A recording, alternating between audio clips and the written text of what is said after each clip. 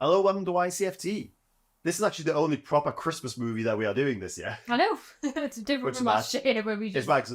It's still the same batch that we filmed at the beginning of November, so it felt wrong that basically the day after Halloween, we have to watch a Christmas movie. It is, I know, it's not okay. But we're kind of in this position every year now. Yeah. But we decided this year to do just a couple of wintry themed ones, but not a full month of... like we did last Christmas ones. Yeah. But the movie we are talking about did come out last year, and we watched it last year. And as soon as we watched it, like, we're doing this one next year. Yeah. And it is Christmas, Bloody Christmas, directed by Joe Begos. Begos? Yes, it was released over here, was released on Shudder last Christmas, and it's a bloody good time. Basically like a robot mall Santa. Yeah. It's just like in storefronts that malfunctions and goes on a killing spree. This film started as a pitch for a Silent Night, Deadly Night remake. So we still managed to bring Silent Night, Deadly Night into it with a Terminator twist. Mm-hmm. And you can absolutely see that throughout the movie. The fact that like it's a Santa as the killer. His main choice of weapon is an axe. Yeah. So it stars Abraham Ben-Rubi as Santa. As the Santa. And this was part of, weirdly, we had 3 films come out last year that were all about a Santa-like figure in violent situations. So obviously we had this one. We had the mean one. Was a Grinch still like a Santa-like figure? And Violent Night. And Violent Night, yeah. So a lot of violent Christmas movies last year. Yeah. So it's another movie. It's quite cheap and cheerful. Totally. Joe Begos, he loves his neon as well. Oh yeah, he does. I remember watching an interview of him whereby his family said, "Oh, so you're doing a Christmas movie, so you're probably not going to drench everything in neon." He's like, "Oh, think again." Definitely has like a visual identity. Yeah, it's very it's a love letter to the 80s in a lot of ways. Like the neon, obviously the soundtrack is very, very synthy. And even though like the way that the characters look, I mean, you know, like our lead man has got a fucking mustache and a mullet, which I know is, you know, like now it's like a 2023 thing, but I mean, started in the 80s, guys. Other than occasionally in the police station, some computers and the phones, it could be set anytime. Yeah, if you kind of like jumped into this, you could be mistaken for thinking like, oh, there's a set in the 80s. Yeah. Yeah. The biggest pull of this is our 2 main characters. Tory Toombs, played by Riley Dandy. It's a great name, Riley Dandy. It actually is, yeah. And Robbie Reynolds, played by Sam Delish. He is Delish. Apart from that mullet. It's like a partial mullet. I will say, he is the only man that I've seen in real life or on my screen that has a mullet where I've thought, okay. Interesting. Doesn't happen otherwise. Like 495 uses of profanity in this film. There's a lot. Yes. I fucking hate Christmas. Well, Christmas fucking sucks. Do you not agree that there's no good fucking Christmas music, no good Christmas movies? Just fucking get it over with. Christmas album. The main There is a lot. Especially the first half of this thing. Riley owns this music store, like an old video store. It's a video store, isn't it? Video store, yeah. I think so. It's almost like a collectibles thing. Yeah, it's like a HMV. Yeah, Robbie works for her. They both don't like Christmas. It's Christmas Eve. They close up. She's about to go off on a Tinder date, and he's basically like, "Why are you wasting time?" He wants her. He is obsessed with this woman, and it's painfully obvious to see. Like they clearly have a very flirty relationship. Like she is his employer, but they're very friendly. Like it's very casual. Like they give each other back and forth, and like they get on really well. Yeah. And he's trying with everything he can to dissuade her from going out with 4-Kid Emmett, I think. 4-Kid Emmett. Like everyone knows this guy in the town, and she's like, "How the fuck did I not know that he's married with kids?" Robbie's trying his hardest to make it, persuade her to spend the night with him instead. Like just hang out, have drinks. So they end up at the bar, a couple of drinks before they go off him. It works. Yeah, well, they go off to meet 2 of their friends first. Go off to meet 2 of their friends who are a couple that are working in the toy store, who are just going to have fun in the toy store. This is where we see the Santa, the giant Santa, just kind of does Santa quotes and says it's creepy as hell. Yeah. And these 2 characters, like I think was a fair bit of it ad-libbed. So when we first watched it, I thought, oh my God, like these 2 are just killing it with the improv. Like this is all improvised. It has to be because it's so natural, and like there's no way that there's no way an actor could remember all that shit and deliver it in such a way. What's your issue with the Christmas story? You're the one that brought it up earlier. Everyone's obsessed with it. If you want to watch a Bob Clark Christmas movie, we'll watch fucking Black Christmas movie. Oh, that Blumhouse joint? I'm just gonna drive myself home. No. You said we're going my No, car. honestly, if you want to go home and fucking jerk off to fucking Blumhouse Get your movies, fucking be like ass over here. okay, then are you done spewing garbage or you fucking whore mouth? Oh, there. But it turns out only a bit of it was improvised. That's incredible. I think they did really try their hard to stick to the script. Yeah. They are the heart and soul of this movie. That Yeah, you they are. care about both of these characters. They're both loud. They're both kind of obnoxious, but they're both so likable. After they've seen their friends, when they eventually get kicked out of the bar, Yeah. because it's Christmas Eve. I think the Christmas Eve. producer plays the bartender. Bartender, yeah. It's he's kind of sealed the deal at that point. So they end up back in it. You kind of comments on how crap his car is. Yeah, my minimum wage job. He's like, that should be it. Yeah, your minimum job. This should be the priority to get fixed. This is embarrassing. So yeah, this is embarrassing. You haven't gotten this fucking car fixed yet? With what you pay me, you think I can afford a fucking door? What are you doing with your paychecks? This is...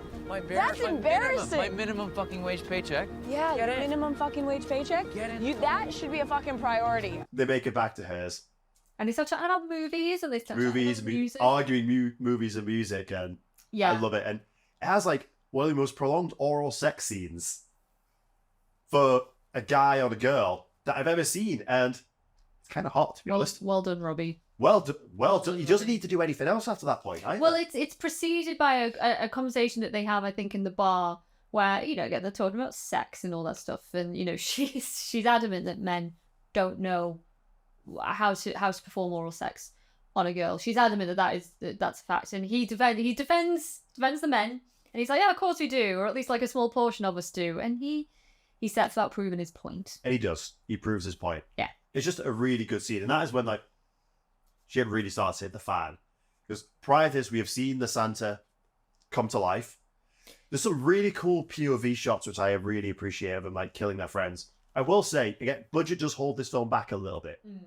Because other than sound design and the POV shots, it's kind of hard to tell that it's not just a guy dressed as Santa, that it is a robot. Yeah. They have, a few of the Terminator sounds, when he walks, Yeah, I think sound design's doing Yeah, exactly. and they make him sound heavy when he's moving.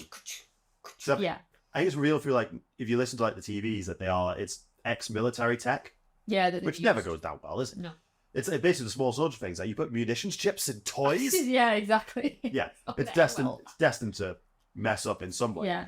So then, after that, he kind of homes in on them Yes, he does. and follows them back to Wyatt's house, kills their neighbors, kids as well, yes. in extremely brutal fashion, and then goes after them. Which then kind of revealed that Riley has a roommate, which God, they were loud. They were loud in the music. I feel so sorry. He needs to have a roommate's boyfriend is just not awesome. Yeah. Yeah. But the film just doesn't let up after that. No. Changes pace. It changes pace very quickly, and I adore all the deaths. This robot feels like a relenting force. Spoiler alert. Yes. We lose Robbie. Oh. And it's genuinely devastating. It's not often that I genuinely feel the loss of a character in a movie. It's I really like them, but whatever, I'll get by. When Robbie died the first time, I think we have to pause it because I was no.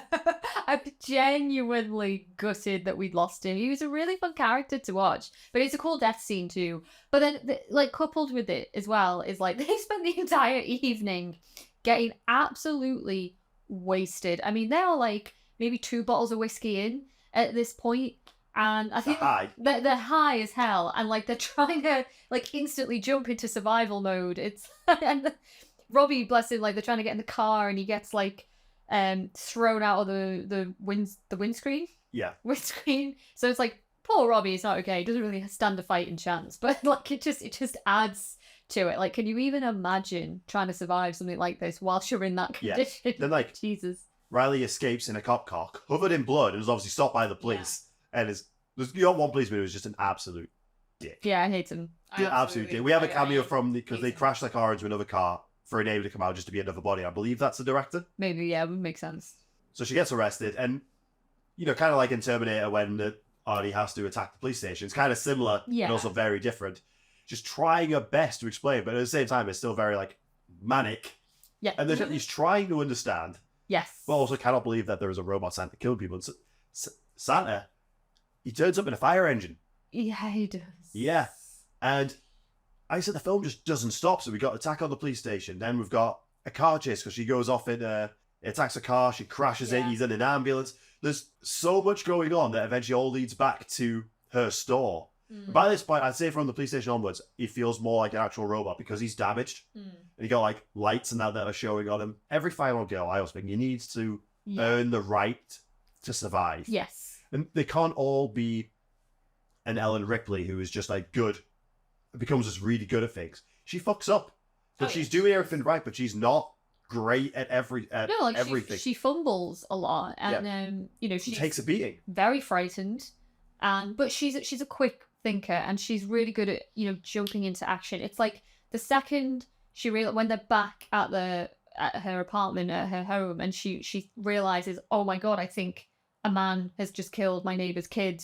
In the house across. Like she jumps into action. She tells Robbie to call the police. She gets dressed. She tries waking up her sister and her sister's husband. I think she's good. Like she doesn't waste any time. And even when she's being cornered by Santa, like she'll use the tools around her. Like she tases him at one point and he goes down. She gets into the fire truck and the fire engine and she runs him over. Yeah, I think. And yeah, she's good. She is good. One thing I really like that Robbie does, because he gets in the house by throwing the neighbor through the door, and Robbie ends up on the floor. Santa goes to get him with the axe. He uses the neighbor's body to save him. Yeah. And I love that. And that final sequence in her store is incredible. Like I love Santa's got like laser eyes at this point to see her, and like electricity coming off them. The spot she sets off the sprinklers. There's also like fog and smoke everywhere. So like all the neon lights is like the film has such a particular look, and that whole it goes full 80s cheese, and I need that up. It's really good. It is good. I love both halves of the film. Like the first half is very much just right. Is her name Riley? Riley, yeah. Like the actress or. Yeah, I just realized I've been calling her Riley through the whole thing. That's the actress. Obviously, the character's called Tori. The character is called Tori. So Tori and Robbie, it's like the first half is just them, and it's them like hanging out, and it's them just chatting shit to each other and talking about which Black Christmas is better than like other Christmas horror movies and stuff like that, which is a lot of fun. And then second half is absolutely just pure survival mode, and it's like most Christmas horrors, it's set over the course of one night, so. It always has to end on Christmas Day. Yeah, and we're always up against the clock. And, like at this point, we're probably in Christmas morning, and it's, the sun is about to rise, and yeah, it's like end on Christmas morning. I really like the pace of it, because I think a lot of people could watch this and be a bit bored, maybe, at the fact that there's no real horror in the beginning, aside from the friends in the toy shop being killed. We're mainly just, hanging out with Robbie and Tori, getting shit-faced. Yeah. But I love that because I think the performances, as I say, like very natural, and the dialogue is very naturally delivered. Big kudos to Robbie for taking one for the team there. Yeah. I just like the performances. I really do. But I love her as a final girl, and yeah, I'm rooting for her all the way. I was going to say Sponge because she get axed in the ankle, so she can't walk properly. She loses some fingers. Oh yeah, she does. There's lots of things at the end of the movie. It's like, she's not going to be all right. She's not going to be. But the thing is, it's like unlike a lot of other final girls, and we've spoken about this before on the channel, where they just have to go almost scorched earth on everything and everyone around them. Survive this bloodbath, and then just somehow have to go to a police station and explain what happened. It's like you are going to be suspect number one in this situation. There's no way around it. Whereas in this movie, I kind of feel like it's going to be okay. Clearly. Something has happened. Something has happened. And even when she's at the police station initially and the sheriff, she's talking to him and he's like, look, we know you didn't do this, but it looks bad. We need you to calm the fuck down as well. So I feel like she is going to be okay. And then the final shot of the movie is her having defeated Santa and just, collapsing on the ground and just laughing kind of maniacally because she did it. She got it. Again, I love Santa at that point. It's like just spark. There's so many sparks that are coming off him as well because he's obviously missing an arm, full machine mode. Obviously, I think budget holds back in certain ways. It's like they saved everything for this final sequence, and I just love it. I love that it ended back at her place of work. I do as well. Yeah, and it's never really clear why it locks eyes. It's decided, I want you. Yeah, totally. And it gives the idea of, is this happening with the other Santas? Because they're a product, aren't they? They're all over the country. Yeah. But also, just don't need to know about that. We care about these characters. I think that's what really elevates this film, is we actually do like the characters that we're following. Everyone else in the film are just there to be bodies. We want these two to survive, but ultimately we are going to be heartbroken by it. Yeah, I know. Oh, Robbie. Like, every time I watch this movie, it will, like, it's always going to get to me. I also really like the opening of the film, because we get those fake adverts that are actually filmed really well. Very much like, in RoboCop, when they have the fake adverts. Oh, I buy that for $1, and the board games stuff like that. So very, like, Paul Verhoeven. Yeah, totally. Really liked. I really like that. And, like, obviously, you can, field any kind of, theories on what that's trying to say about, like, consumerism, and like how we eat this shit up, especially when it comes to Christmas. It's just buy. But it's actually filmed really well. Like, it always throws me, because there's at least one advert, and I'm like, this is weird having this at the beginning of a movie. Like, what advert is? Oh, it's part of the movie. Yeah. I always forget it. It's not uncommon to have a character that doesn't like Christmas in a Christmas movie. Usually you've got other characters who are really into Christmas. I don't think any of these characters are into Christmas. No, like, it's set in this very, like, small town, or it seems to be anyway. And, Tori and Robbie are, like, as modern characters as modern can be. Like, they're young, and, like, they don't really give a shit about Christmas and whatever.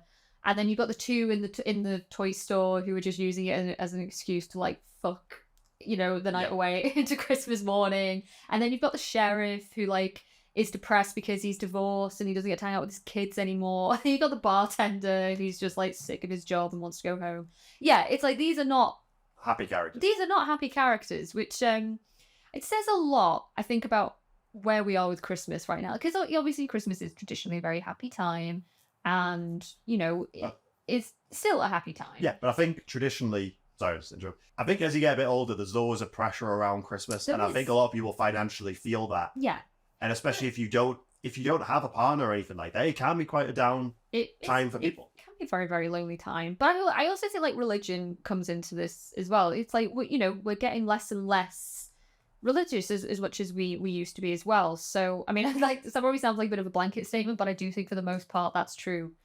And like, these characters are not, like, I don't know, like, as traditionally ethical as, we've seen in previous Christmas horrors. Tori, actually, if you notice, her necklace is an upside down crucifix. She does have which is obviously very much like symbol of, like, the Antichrist is very, she is the polar opposite to what Christmas is meant to represent.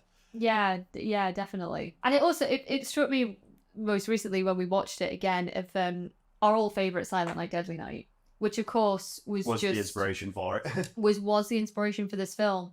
But of course was famously, pulled out of theatres because a lot of parents were just so outraged that this film existed and were petrified that their kids were going to be corrupted at, this idea that you could have a killer Santa, and it was just breeding, like, these really negative morals on children. So they pulled it out of theatres. But then, like, fast forward 40 years later, we get a film like this. Yeah. It's like, Jesus Christ, like, Silent Night, Deadly Night. I mean, I feel for you, but, like, what a legacy you have that you inspired this. I know. Like I say, you can 100% see the inspiration.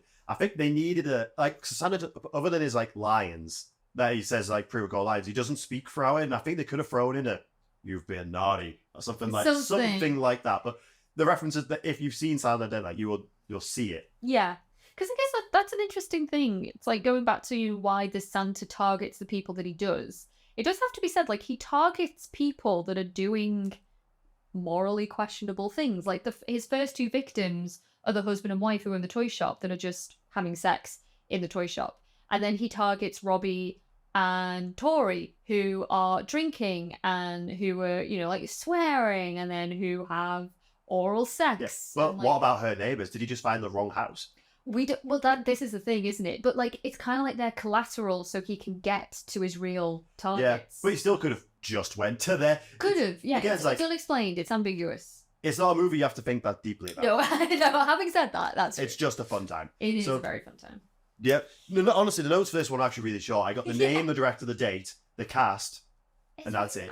I don't know what to do with my hands, as you can probably tell, because I don't have my notebook. I know. The last one we recorded was the Dead Snow one, and I had the notes for that too. I have no control over these whatsoever. So, do you have any more thoughts on this one? Other than I think that this is now a fixed Christmas movie. A fixed Christmas movie for us. No, I recommend it. I think you will have a laugh with it. It's a fun, very, very modern Christmas film, Christmas horror film. I like seeing the return of seasonal slashers. I wanted to delve more into the Silent Night, Deadly Night films this year, but I got overruled. Yeah, I'm not. We got like 4 left. No, it's we'll ease into them, but I think to give you guys an entire month of shitty Silent Night, Deadly Night sequels I know, would have been unfair. We very quickly got past the best of them, and it's not even that great a film. Yeah. And also, like, as you say, we're out of Black Christmases now. We watched this a year ago, and it's always like we've waited an entire year just so we could talk about We are doing this film next year. Yeah, totally. Absolutely. So, yeah, it's on Shudder. It premiered on Shudder. It is. So you can get. I think you can get it on Amazon. It's it's a good time. If you want something that's like cheesy and violent with some good characters. Have a happy Christmas, bloody Christmas. Thanks a lot, guys. We'll see you next week.